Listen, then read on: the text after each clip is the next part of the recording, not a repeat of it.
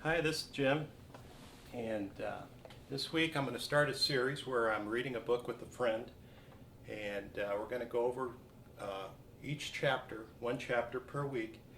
I'm going to have some vocabulary words after next week, but on this first chapter, I'm just going to read it at my normal speed, and if you have any questions about vocabulary words, just send them to my WhatsApp or to Skype. And the book that we're going to read is called, it's a Nancy Drew book, number one. And you might see Nancy Drew books in the library like this. It's kind of green with the yellow background. It is by Carolyn Keene, Keene. And this particular book is called The Clue in the Old Album, book number 24, 24. I have it on my Kindle, so I'm going to read it off my Kindle.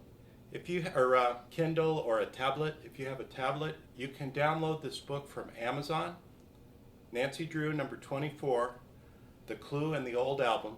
It cost about €1, and you can read the story with me, chapter by chapter. If you have any questions about vocabulary, we can talk about them every week. Just send them to my WhatsApp or my Skype account.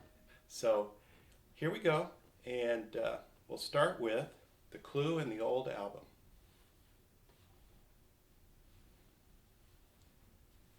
Chapter 1, A Stolen Purse. Thunderous applause echoed through the crowded concert hall of the River Heights Art Museum. "Oh, Dad, isn't the violinist marvelous?" Nancy Drew whispered to her father. "The gypsy music he just played?" A hush came over the audience as Alfred Blackwell tucked his violin under his chin.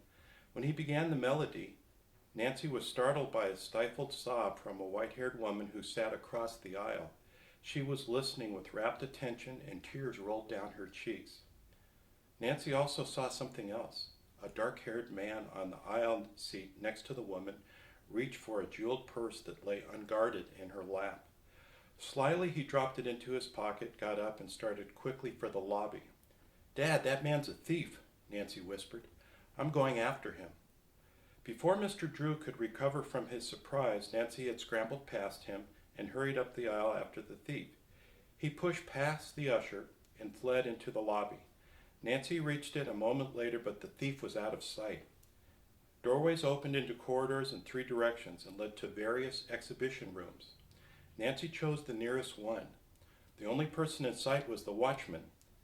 "Did a man in evening clothes just come this way?" she said. "No one's been through here in the past 20 minutes, miss." "He stole a jeweled purse. Please help me catch him." "You bet I will." The guard hurried into the second corridor, and Nancy took the third. As she rounded the corner, she saw the thief far ahead. He had stopped to examine the purse. "Drop that!" Nancy cried out, running toward him. The man pulled out the contents, flung the bag away, and darted through a door opening into an alley.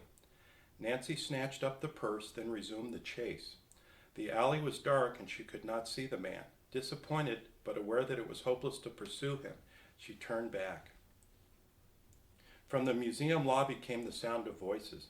Among a group of people, Nancy saw the guard. Behind him were father and the elderly lady whose bag she had retrieved.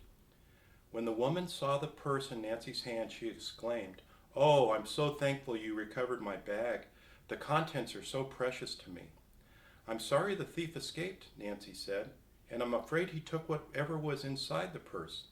She handed it over. Nervously, the woman opened the bag. It was indeed empty. "All my money is gone, and a letter, and a photograph that meant a great deal to me," she cried. "I'll call the police," the guard offered. "No," the woman insisted. "Thank you, but I do not want any publicity." Mr. Drew said the authorities should be notified. No thief should be allowed to go free. "Very well," the woman agreed reluctantly. I suppose the report must be made in my name. I am Mrs. John Struthers of Kentwood Drive." Mr. Drew asked if she could identify the purse snatcher. "I scarcely noticed him," she confessed. Nancy spoke up. "He was about 30 years old, with a mottled complexion and piercing black eyes. He walked with a slight stoop and wore evening clothes that were too large for him." "You're observant, miss," the guard said. "Come to think of it, I know a fellow who looks like that. Let me see, it must have been..." when I was a custodian at the bank. Yes, that's it. He worked there? Nancy asked, amazed. No, he used to come in to see one of the tellers.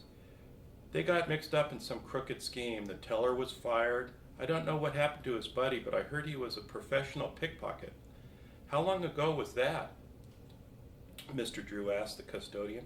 6 months or more. Excuse me, I'll phone the police. Mr. Struthers had regained her composure, but a faraway look had come into her eyes.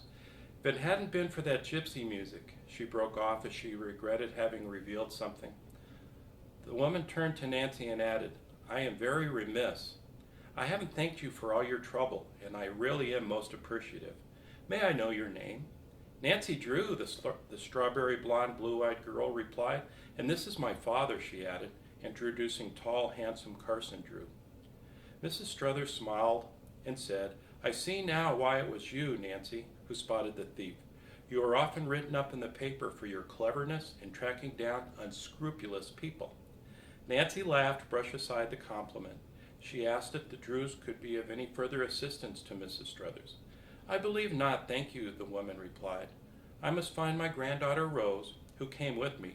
We were invited to Madame Marco's reception for Mr. Blackwell, but I haven't planned to go on account of Rose. You really shouldn't miss it, Nancy said. She felt that the social affair might take the woman's mind off her loss. Perhaps. The young detective remarks was cut short by a strikingly pretty girl of about 12 years old, who unexpectedly pirouetted among them. Coal-black wavy hair fell to her shoulders, and dark eyes sparkled brightly, though they looked as if they were capable of blazing with temper. Mrs. Struthers said to the Drews, I should like you to meet my granddaughter Rose. Hi, Rose. Hi, Rose said as she finished her dance with a perky curtsy. Wasn't that recital super? It certainly was, Rose, Nancy remarked. I'm thrilled you're going to Madame Marco's to meet Mr. Blackwell. We've been invited too, so we can all go together, Rose suggested. Oh, please, dear, Mrs. Struthers remonstrated. Perhaps the Drews have other plans. We can take a cab.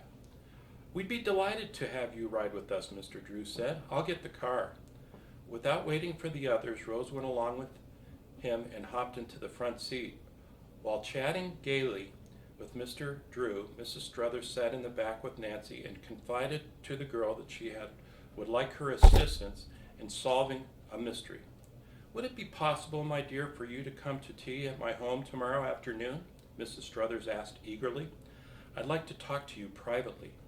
I'd love to. May I bring a friend along? She often helps me on cases. The woman agreed and suggested that they meet at 4 o'clock. There was no chance for further conversation as Mr. Drew pulled up in front of Madame Marco's home. The charming hostess received guests graciously. She introduced them to the violinist and shook hands with Nancy. Alfred Blackwell's eyes twinkled. Are you not the young lady who was carried away by my encore, he teased. That's very kind of you. I was looking at my interruption. That's very kind of you. That's a very kind way of looking at my interruption, she replied. I wish I'd been as skillful in my performances as you were in yours. Nancy told the artist she hoped to have the pleasure of hearing him again soon. Rose suddenly rushed forward. How about my meeting Mr. Blackwell? She shook hands with the musician, then spun away, twirling dangerously close to a portly man who was trying to carry a plate of sandwiches and a glass of punch in one hand. To the strains of the three-piece orchestra, Rose began to dance in the middle of the floor. Many of the guests were staring coolly at the exhibition. Nancy realized that the best way out of an awkward situation would be for the girl to depart. She turned to the distressed grandmother.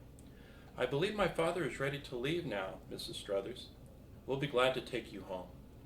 The woman, greatly relieved to escape, retrieved Rose. After the Drews had left them at their home, Nancy told her father of Mr. Struthers' invitation to talk over the mystery.